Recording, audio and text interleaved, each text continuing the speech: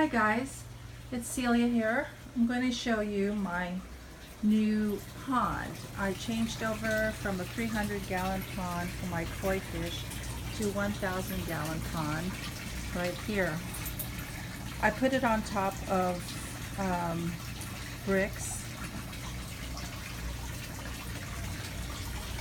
I made a makeshift stairs out of the bricks so that I could sit on the bench and feed the fish.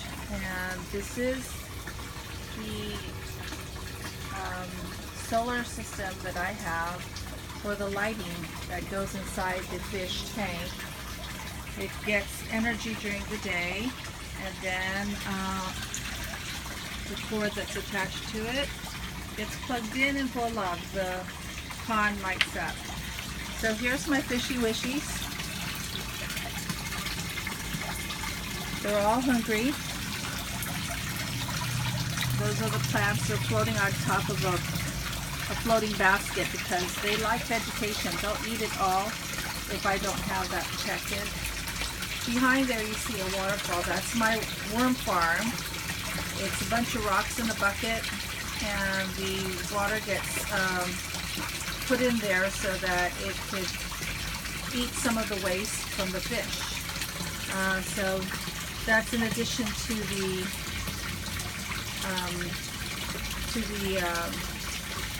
cleaning system that I have. There's about 22 of them.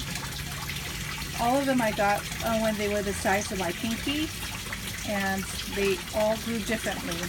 Some got as big as 14 inches, some are still small.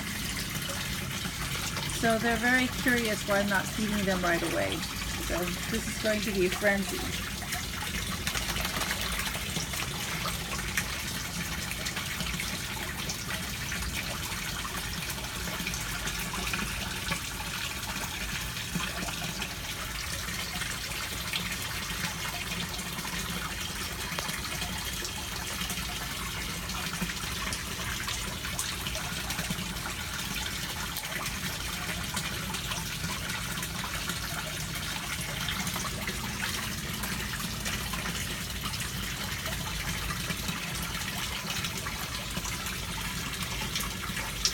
I didn't fill the tank all the way up. It still has about 300 more gallons.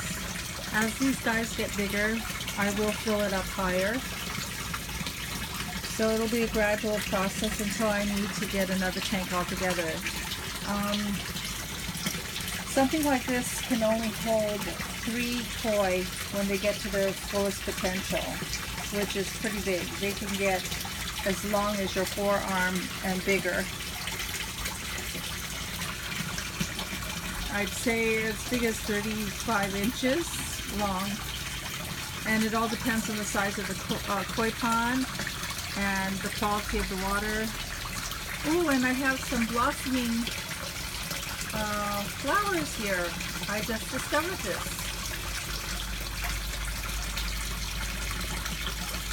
This is another waterfall.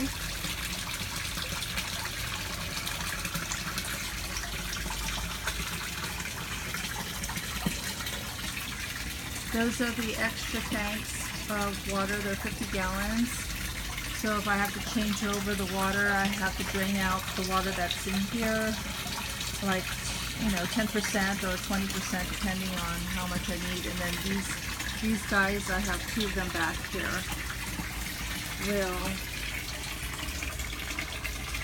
take care of the water refill. That's my purification system. That's what's generating your waterfall here. And this is my sump tank. It's the medicated tank where if I decide to add more plants or fish, I dip it in medication first before it gets joined to the pond in case of parasites, because everything has some sort of parasite that could harm the fish. And this is the bucket that I was talking about that has the waterfall. It actually is my worm farm, like I said. Inside is a bunch of rocks with a lot of worms, and the worms eat the waste. Those are bags of charcoal as well. And they eat the waste, and then it goes into the water and becomes worm castings, which is good for plants as well. And I made a makeshift shade out of tarp here and PVC pipes. You're looking at a 10 by 20 greenhouse. So I have a greenhouse back in my yard. There we go. It ends right here where the sump tank is. And the filtration system right there.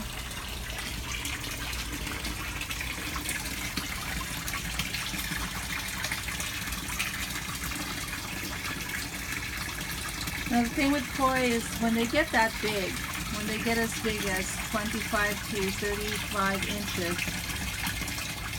they become valuable. You could sell them anywhere between 10,000 to 15,000 a koi. And koi enthusiasts would say that's an average price for a koi, and that would be for more like pedigree.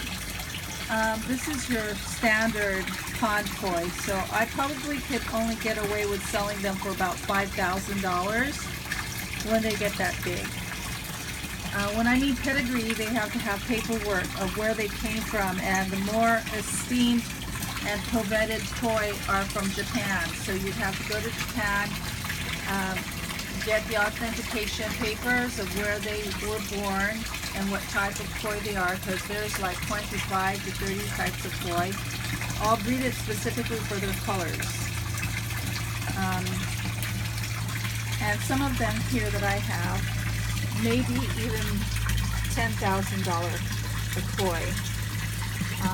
Like this one right underneath me, but he's hiding. And you have to look for symmetry, shape. That guy right there. Where is he? He's hiding. He knows I'm talking about him. Right there. The orange and white. He's got very shiny scales. And he's all orange and white. And his color is very distinct. It doesn't turn into a yellow color. It's hard to do it this way. It's distinct where the white ends and where the orange starts. And he's very symmetrical. All his fins are very equal in size. Right there. And his scales are very glittery.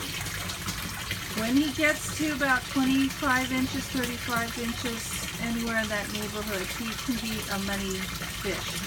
So here's the thing with koi. You're not a koi keeper, you become a water keeper. I'm constantly testing the water. They can die for things like, pH swings and overdose of ammonia in the water, and it's not an easy job. So that's what they are basically paying you for, is that you took care of the fish, grew them that big, and they don't have to go through all that trouble. They already can get big size fish. That's why koi keepers will pay what they pay. And the pedigree is, they're all different. Has to do with sizes, colors, the health of the fish. When I mean health, they can't have any marks on them that look like they suffered any trauma. They have to have very beautiful skin. Trying to see where they're hiding. This one, he's going to be a money when he gets bigger. Anyway, enough of that. Over here I have my aquaponics bed. They once used to have lots of vegetation, edible products like lettuce, tomatoes, all sorts of herbs, cucumbers, I mean, you name it. I had everything, bell peppers. And the problem was that the fish tank, I had to start putting water conditioners to detoxify the ammonia levels because they were getting too big for their tank, and the tank wasn't able to keep up with the ammonia levels, which is why I had to get a bigger tank. And with that comes chemicals and things that are not edible, and it feeds these beds. What aquaponics is a soilless farming where you don't have to use real dirt, and you use the rocks that captures the waste of the fish, draws the water in here. There's a siphon in the back that when the water gets to a certain level, it automatically kicks in. The siphon removes the water, puts it down into a sump tank below, which then returns the water back to the fish. By the time the water gets back to the tank, it's clean because these rocks have taken out the nitrates, the waste, the ammonia, and becomes food for the plants. And this type of planting and farming is takes half the time of normal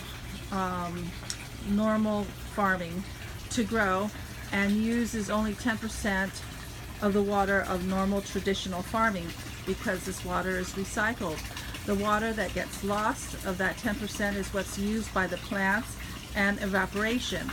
Otherwise, the water keeps on coming back and it gets clean. So it works like a filtration system for the pond. At the same time, the pond feeds the plants and makes it grow.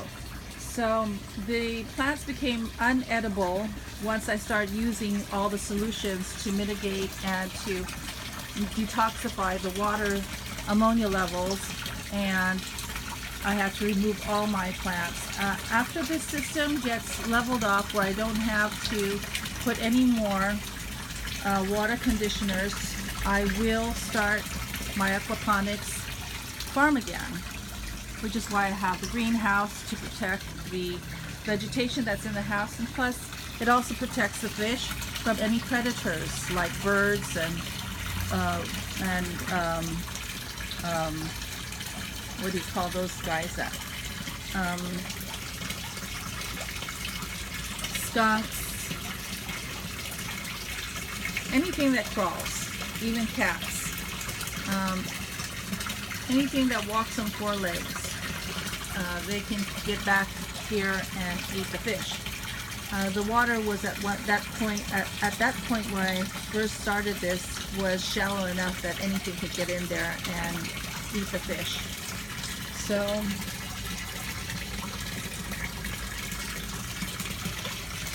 there you have it.